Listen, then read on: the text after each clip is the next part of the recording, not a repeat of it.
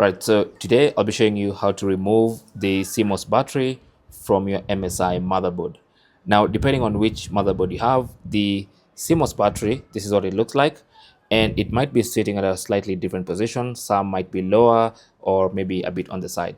Now, for this one, it was sitting right below the GPU, so I had to remove the GPU to be able to access it properly, so I can show you how to remove it. Now, I'm just gonna set it up close by. So ideally, what you need to do is push this little latch to the side, and once you push it to the side, the battery should pop out.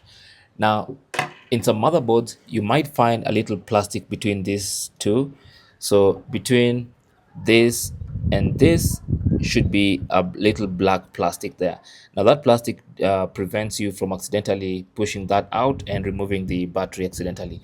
So you might need to remove it with a pair of tweezers. So you can just grab that little piece of plastic with a pair of tweezers and pull it out. Now, if it's not there on your motherboard, then you just push this latch away and you should see the battery pop out just like that. All right. So it literally just pops out. Thanks for watching and good luck.